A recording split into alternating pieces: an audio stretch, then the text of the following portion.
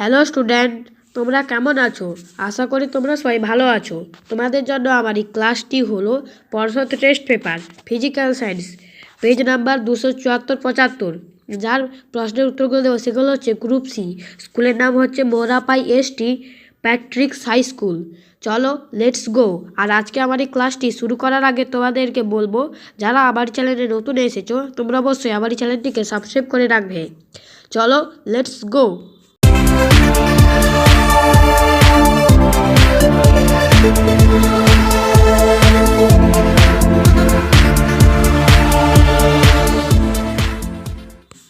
বলেছে এখানে 3-এর দাগে নিম্নলিখিত প্রশ্নগুলির উত্তর দাও। বিকল্প প্রশ্নগুলি লক্ষণীয়। প্রথম প্রশ্ন, স্বাস্থ্য ও পরিবেশের উপর ওজোন স্তর ধ্বংসে ক্ষতিকারক প্রভাব কী?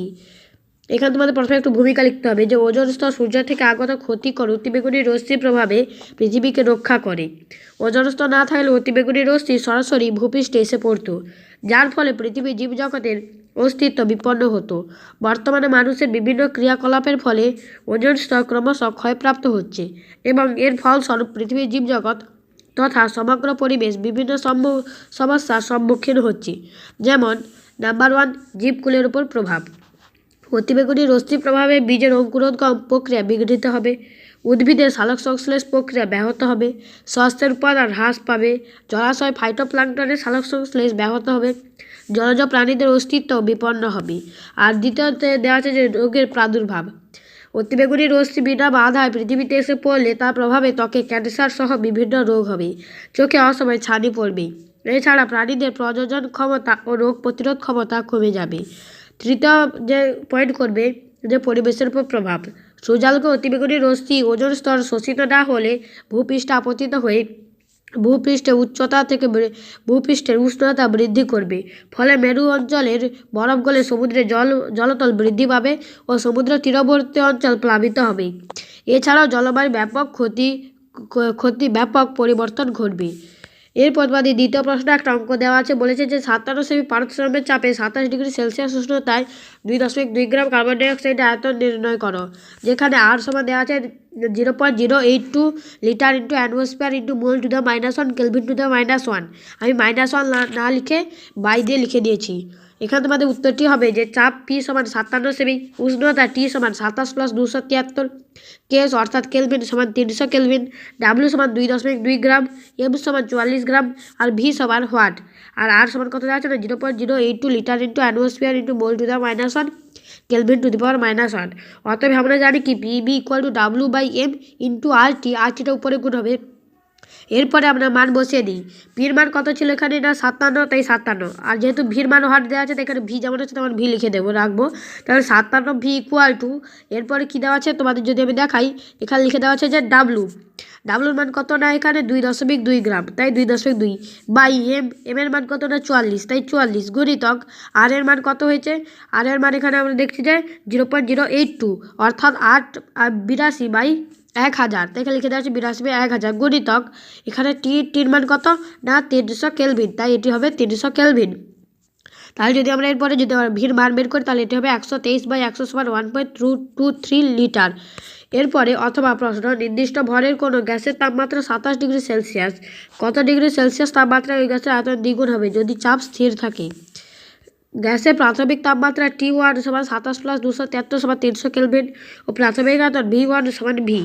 মনে করি T2 তাপমাত্রায় গ্যাসের আয়তন হবে V2 সমান 2V। যেহেতু চাপ স্থির সেহেতু সূত্রানুযায়ী V1/T1 = V2/T2। এখানে P এর কোনো মানই নেই, তাই এখানে P হবে না। V1/T1 = V2/T2, বা এখানে লিখতে হবে তাহলে V1 × T1 সমান V2 × T2, তাহলে বা T2 সমান V2 × V1/T1 না T2 সমান V2 × T1/V1, বা T2 সমান। এরপর আমাদের যেমন মান আছে বসিয়ে দেবো। এখানে কি V2-র মান কত ছিল না 2V, এখানে 2V গুণিতক T1 এর মান কত ছিল 300, তাই 300/V1 এর মান V, তাই V। তাহলে T2-র মান কত হলো না 300 কেলভিন। অতএব সেলসিয়াস স্কেলে গ্যাসের অন্তিম তাপমাত্রা 600 - 273 ডিগ্রি সেলসিয়াস সমান 27 ডিগ্রি সেলসিয়াস। এরপরে বলেছে 3-এর দাগে উপাক্ষের রশ্মির ক্ষেত্রে প্রমাণ করো R=2F চিত্রগুলি প্রচলিত। এখানে তোমাদের কাছে যে টেক্সট বইটি আছে সেই টেক্সট বইটি খুঁজলেই তোমরা পেয়ে যাবে আলোর অন্তর্গত। আমি তোমাদের আর এখানে দেখাচ্ছি না। তৃতীয় প্রশ্ন, একক ধনাত্মক আধানের স্মরণে কৃতকার্য রূপে বিভব প্রভেদের ধারণা দাও। একক ধনাত্মক তড়িৎ আধানে তড়িৎ ক্ষেত্রে অবস্থিত একটি বিন্দু থেকে অপর একটি বিন্দুতে নিয়ে যেতে যে পরিমাণ কার্য করতে হয় তাকে ওই বিন্দুর বিভব প্রভেদ বলা হয়। মনে করি আর ও এস বিন্দুতে তড়িৎ বিভব যথাক্রমে VR ও VS। এখন VS লেস দ্যান VR হলে একটি ধনাত্মক আধানকে আর ও এস বিন্দুতে আনতে কৃতকার্য VS - VR। এটি এস ও আর বিন্দুতে দুটির মধ্যে বিভব প্রভেদ। এরপর অথবা প্রশ্ন, তড়িৎ আধান ও প্রবাহ মাত্রা একক লিখো। তড়িৎ আধান হচ্ছে কুলম্ব, প্রবাহ মাত্রা হচ্ছে অ্যাম্পিয়ার। পঞ্চম প্রশ্ন বলেছে যে তড়িৎ, এখানে যতদূর সম্ভব তড়িৎ ঋণাত্মকতা বলেছিল। তো হ্যাঁ, এখানে তড়িৎ ঋণাত্মকতা বলেছিল, এখানে ধনাত্মক লেখা হয়ে গেছে। তড়িৎ ঋণাত্মকতা বলতে কি বোঝো? প্রশ্নের উত্তর, অন্য কোনো মৌলের পরমাণুর সঙ্গে সমযোজী বন্ধন দ্বারা আবদ্ধ থাকা অবস্থায় বন্ধন সৃষ্টিকারী ইলেকট্রন জলকে কোনো মৌলের পরমাণু নিজের দিকে আকর্ষণ করার ক্ষমতাকে ওই মৌলের তড়িৎ ঋণাত্মকতা বলে। এরপরে অথবা প্রশ্ন, নোবেল গ্যাস ও হ্যালোজেন মৌলগুলি দীর্ঘ পর্যায়সাধ্যে কোন শ্রেণীতে অবস্থিত? নোবেল গ্যাস 18তম শ্রেণীতে আর হ্যালোজেন মৌলগুলি 17তম শ্রেণীতে। এরপরে 6 দাগে, সমাজযোজী বন্ধন সংক্রান্ত GN লুইসের মতবাদটি লেখো। 1916 সালে GN লুইস কর্তৃক প্রস্তাবিত তত্ত্বানুযায়ী তার প্রথম সূত্রটা হচ্ছে ইলেকট্রন জোড় গঠনকারী অযুগ্ম ইলেকট্রনগুলি পরস্পর বিপরীতমুখী হয়। আর দ্বিতীয়টা হচ্ছে একই মৌলের দুটি পরমাণু পৃথক মৌলের দুটি পরমাণু তাদের সর্ববৈশিষ্ট্য কক্ষের অযুগ্ম ইলেকট্রনগুলি ব্যবহার করে ইলেকট্রন জোড় গঠন করে। এরপরে তোমাদের অথবা দেখে যে প্রশ্নটা বলেছিল যে ফ্লোরিনের লুইস ডট দেখাও। ফ্লোরিনের গঠন 9F অণুর ইলেকট্রন বিন্যাস কে কক্ষে 2টা, L কক্ষে 8টা। ফ্লোরিন অণুতে দুটি ফ্লোরিন পরমাণু প্রত্যেকে একটি করে ইলেকট্রন দিয়ে একটি ইলেকট্রন জোড় গঠন করে। এইভাবে সমযোজী এক বন্ধন গঠনের মাধ্যমে ফ্লোরিন পরমাণু নিজ নিজ সর্ববৈশিষ্ট্য কক্ষে 8টি ইলেকট্রনের লাভ করে নিষ্ক্রিয় মৌল নিয়নের মতো ইলেকট্রন বিন্যাস লাভ করে। আর এখানে তোমাদের যে চিত্রটা অঙ্কন করে দেওয়া আছে এই চিত্রটি হবে। এরপরে 7 দাগে বলেছে কোনটি তড়িৎযোজী ও কোনটি সমযোজী যৌগ। এখানে যেগুলো দেওয়া আছে যে HCl, NaCl, AlIH আর CO2, অর্থাৎ carbon dioxide, lithium hydride, sodium chloride আর হাইড্রোজেন ক্লোরাইড। তড়িৎযোজী হচ্ছে NaCl আর LiH, অর্থাৎ সোডিয়াম ক্লোরাইড, লিথিয়াম হাইড্রাইড। আর সমযোজী যৌগ হচ্ছে হাইড্রোজেন ক্লোরাইড, কার্বন ডাইঅক্সাইড। এরপরে 8 দাগে সমযোজী ও তড়িৎযোজী যৌগের মধ্যে কোনটি পার্থক্য লেখো। এখানে কোনটিটা তারা হয়তো ভুলে দিয়ে দিয়েছে, তাই এটি কোনটি হবে না।